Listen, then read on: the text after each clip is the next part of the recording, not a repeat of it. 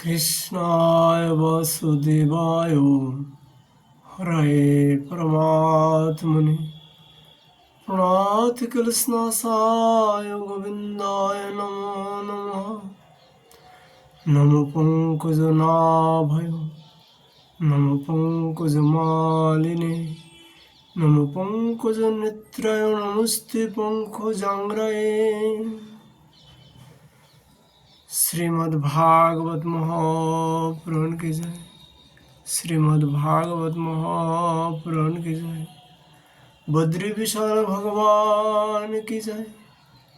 नर नारायण भगवान की जय। नारद जी भगवान की जय। श्री कृष्ण द्वैपायन व्यासदेव भगवान की जय। सुखदेव गोस्वामी जी की जय। परीक्षित जी महाराज की जय। सूत जी महाराज की जय। शौनकादि ऋषियों की जय। श्रोता बिंदु की जय। भक्तों बिंदु की जय। श्री गुरु महाराज की जय। जय जय श्री राधे श्याम निताई गौर हरि बोल। आज यहाँ पर चर्चा का विषय है श्रीमद् भागवत महापुराण के दशम स्कंदों 62 अध्याय उषा अनिरुद्ध मिलन। राजोवाच वनस्सु तनयानमुषामुपयमे यदुत्तमं तत्र युद्धमभूद्घोरं हरिशङ्करोर्महान् एतत् सर्वमहायोगिन् समखातुं तमर्हसि। राजा परीक्षित ने पूछा सुखदेव जी से, महायोग संपन्न मुनीश्वर, मैंने सुना है कि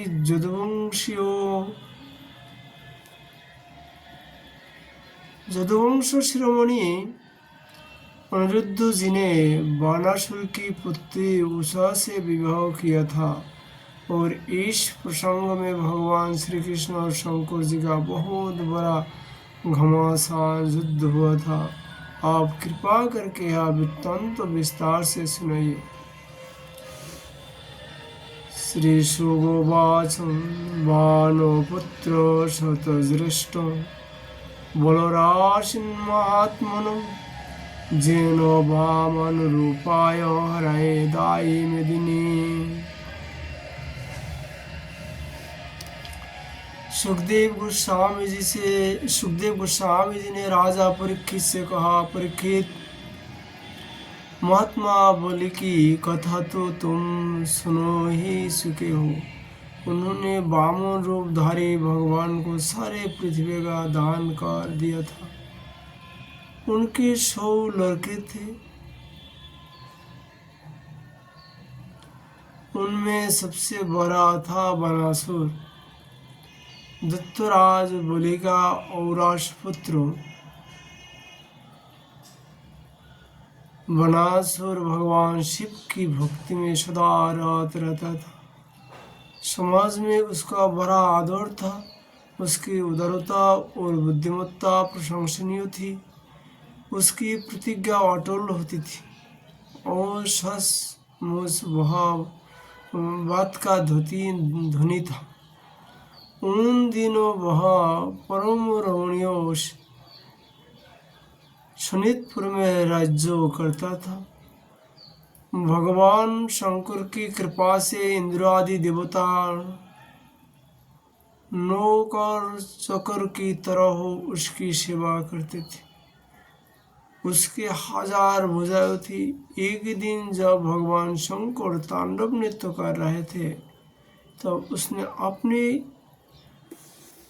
1000 हाथ से अनेक प्रकार के बाजी बजाकर उन्होंने प्रसन्न कर लिया।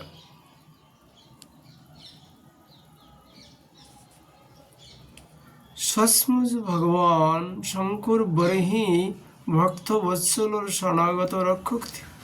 समस्त भूतों के एकमात्र स्वामी प्रभु ने वनासुर से कहा, तुम्हारी जो कुछ इच्छा हो मुझसे मांग लो। वनासुर ने कहा, भगवान आप मेरे नगर की रक्षा करते हुए ही रक्षा करें।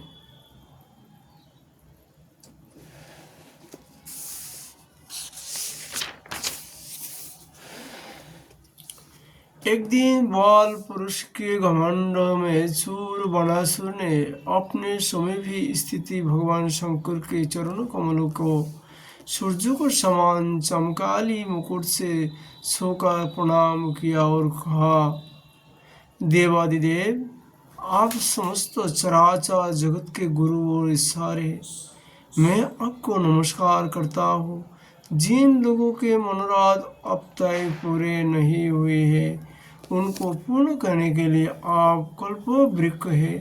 भगवान आपने मुझे 1000 भुजाएं दी है, परंतु वे मेरे लिए केवल भार रोग हो रही है, क्योंकि त्रिलोक में आपको छोड़कर मुझे अपनी बराबर की कोई भी योद्धा ही नहीं मिलता जो मुझसे लड़ सके। आदिदेव एक बार मेरी बाह में लड़ने के लिए इतनी खुजलाहट हुई कि मैं दिग्गजों की ओर चला, परंतु वे भी डर के मारे भाग खड़े हुए। उस समय मार्ग में अपने बाहों की चोट से मैंने बहुत से पहाड़ों को तोड़ फोड़ डाला था। वनासुर की यह प्रार्थना सुनकर भगवान शंकर ने तुनि क्रोध से कहा, मोर जिस समय तेरी ध्वजा टूटकर गिर जाएगी उस समय मेरी ही समान योद्धा से तेरा युद्ध होगा और वह युद्ध तेरा घमंड चूर चूर कर देगा। सुखदेव गोस्वामी जी कहते हैं, परीक्षित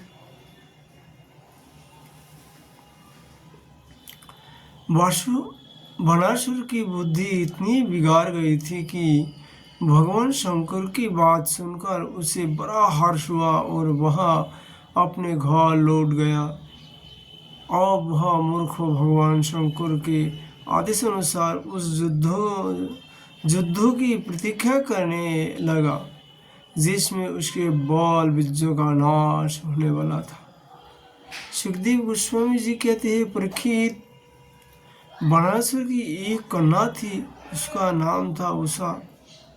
अभी वह कुमारी ही थी कि एक दिन सपने में उसने देखा कि परम सुंदर अनिरुद्ध जी के साथ मेरा समागम हो रहा है। आश्चर्य की बात तो यही थी कि उसने अनिरुद्ध जी को न तो कभी देखा था और न सुना ही था। सपने में ही उन्हें न देखकर वह बोल उठी, प्राण प्यारे तुम कहाँ हो, और उसकी नींद टूट गई।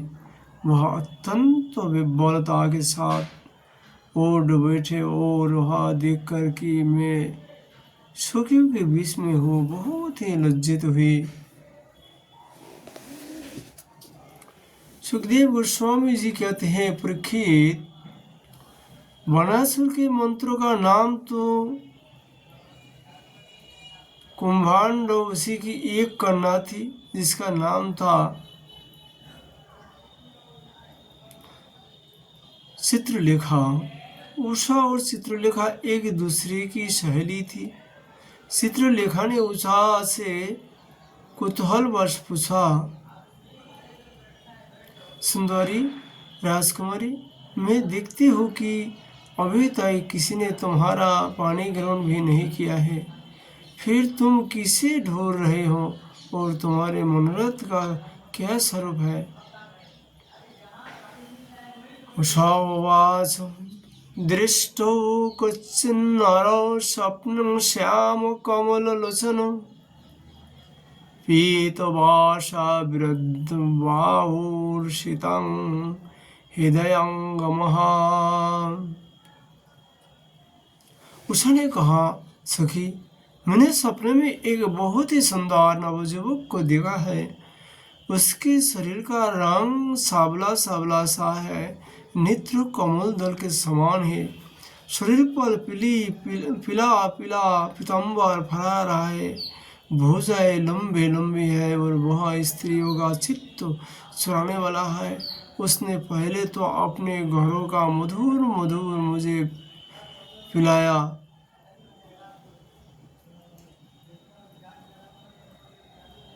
उसने पहले तो अपने अधरों का मधुर मधुर मुझे पिलाया, परंतु मैं उसे अघाकर पी ही ना पाई थी कि वह मुझे दुख के सागर में डलकर न जाने कहाँ चला गया। मैं तरसती ही रह गई। सखी, मैं अपने उसी प्राण वल्लभ को ढूंढ रही हूँ। चित्रलेखा उवाच वैष्णं ते अपकर्षामि ते लोकं यदि भाव्यते तमानेस्य नरं जस्तं मनहर्तं तमादिश। चित्रलेखा ने कहा, सखी, यदि तुम्हारा चित्त चोर त्रिलोक की में कोई भी होगा और उसे तुम पहचान सकोगी तो मैं तुम्हारी विरह व्यथा अवश्य शांत कर दूंगी। मैं चित्र बनाती हूँ, तुम अपने चित्त चोर प्राणवल्लभ को पहचान कर बतला दो, फिर वह चाहे कोई भी होगा मैं उसे तुम्हारे पास ले आऊंगी। यह कहकर चित्रलेखा ने बात में बहुत से देवता गंधर्व सिद्ध चारण वन्नाक दत्त विद्याधर जक्ष और मनुष्य के चित्र बना दी। मनुष्य में उसने विष्णुवंशी वसुदेव जी के पिता सूर स्वयं वसुदेव जी की, बलराम जी और भगवान श्री कृष्ण आदि के चित्र बनाए। प्रद्युम्न का चित्र देखते ही उषा लज्जित हो गई। सुखदेव गोस्वामी जी कहते, परीक्षित, जब उसने अनिरुद्ध का चित्र देखा तब तो लज्जा के मारे उसका सिर नीचा हो गया। फिर मंद मंद मुस्कुराते हुए उसने कहा, मेरा वह प्राण वल्लभ यही है, यही है।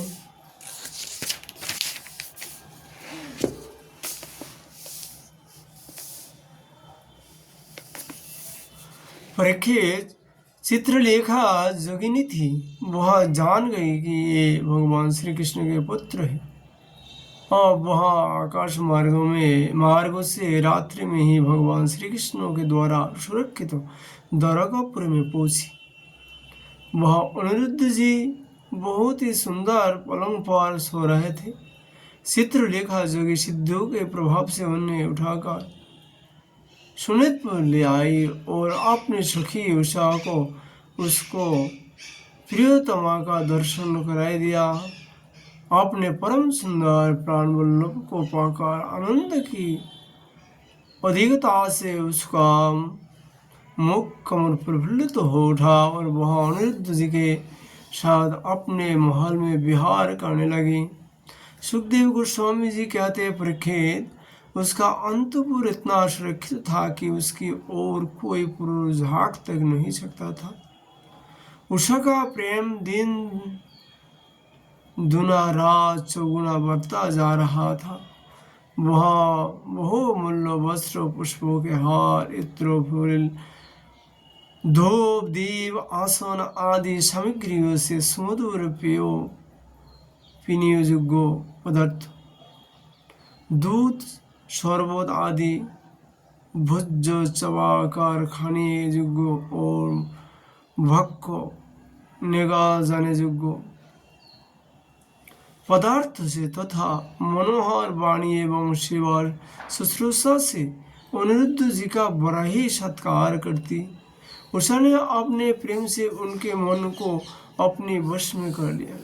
अनिरुद्ध जी उस कन्या के अंतपुर में छिपे रहकर अपने आप को भूल गए। उनने इस बात का भी पता न चला कि मुझे यहाँ आए कितने दिन बीत गए हैं। सुखदेव गोस्वामी जी कहते हैं, परीक्षित, जदु कुमार अनिरुद्ध जी के सहवास से उषा का कुंवारपन नष्ट हो चुका है। उसके शरीर पर वैसे चिन्ह प्रकट हो गए जो स्पष्ट इस बात की सूचना दे रहे थे और उन्हें किसी प्रकार छिपाया नहीं जा सकता था। उषा बहुत प्रसन्न भी रहने लगी। पहरेदार में समझ दिया कि इसका किसी न किसी पुरुष से संबंध अवश्य हो गया है। उन्होंने जाकर बनासुर से निवेदन किया, राजन, हम लोग आपकी अविवाहिता राजकुमारी का जैसा रंग ढंग देख रहे हैं, वह आपके कुल पर पट्टा लगाने वाला है।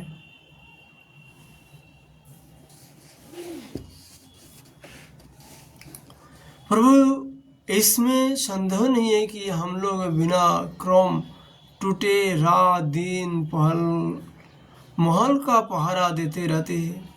आपकी कन्या को बाहर के मनुष्य देख भी नहीं सकते, फिर भी वह कलंकित तो कैसे हो गई, इसका कारण हमारी समझ में नहीं आ रही है। परीक्षित, पहरादारों से यह समाचार जानकर कि कन्या का चरित्र दूषित हो गया है, बनासुर के हृदय में बड़ी पीड़ा हुई। वह झटपट उषा के महल में जा धमका और देखा कि अनिरुद्ध जी वहाँ बैठे हुए हैं। प्रिय परीक्षित, अनिरुद्ध जी स्वयं काम अवतार प्रद्युम्न के पुत्र थे। त्रिभुवन में उनके जैसा सुंदर और कोई ना था। सावरा छलना शरीर और उस पर पीताम्बर फहराता हुआ कमल दल के समान बड़ी बड़ी कोमल आंखें, लंबे लंबे भुजाएं, कपाल पर घुंघराली अलेके और कुंडल की झिलमिलाते रहे हुए हैं ज्योति, होठों पर मंद मंद मुस्कान और प्रेम भरे चितवन से मुख की शोभा अनूठी हो रही थी। अनिरुद्ध जी उस समय अपने सब ओर से सच धसकर बैठी हुई प्रियतमा उषा के साथ पास से खेल रहे थे। उनके गले में बसंती बेला के बहुत सुंदर पुष्प का हार सुशोभित हो रहा था और उस हार में उषा के अंगों का संस्पर्श होने से उसके वक्षस्थल की किशोर लगी हुई थी।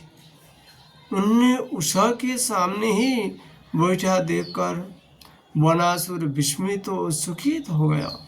जब अनिरुद्ध जी ने देखा कि बनासुर बहुत से आक्रमणकारी शस्त्र अस्त्रों से सुसज्जित वीर सैनिकों के साथ महल में घुस आया है, तब वे उन्हें धराशायी कर देने के लिए लोहे का एक भयंकर परीग लेकर डट गए। मनुष्य कालदंड लेकर मृत्यु अर्थात जम खड़ा हो गया। बनासुर के साथ आए हुए सैनिक उनको पकड़ने के लिए जो जो उनकी ओर झपटते त्यों त्यों वे उन्हें मार मार कर गिराते जाते, ठीक वैसी ही जैसे सुअरों के दल का नायक कुत्ता को मार डाले।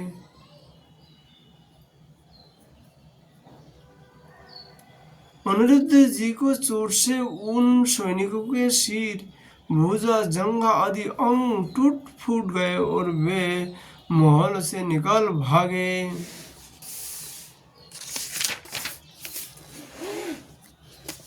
जब बोली बनासुर ने देखा कि यह तो मेरी सारी सेनाओं का संहार कर रहा है, तब वह क्रोध से तिलमिला उठा और उसने नाग पर से उन्हें बांध लिया। उषा ने जब सुना कि उसकी प्रियतमा को बांध लिया गया है, तब वह अत्यंत शोक और विषाद से विह्वल हो गई। उसके नेत्र से आंसू की धारा बहने लगी। वह रोने लगी। सोवाच अपश्यताम् अनिरुद्धं तन्दुबन्धुनं च भारतुम् चत्वारो वार्षिकमासा व्यतयुरुनुशोचतम्। इस श्लोक का भावार्थ हम लोग कल फिर चर्चा करेंगे। आज हम लोग श्रीमद् भागवत जी का चर्चा यही विश्राम करता हूँ। इति श्रीमद् भागवते महापुराणे परमहंस संहितायां दशम स्कंदे उत्तरार्धे अनिरुद्ध बंधु नाम 16वां अध्याय। जय श्री कृष्ण।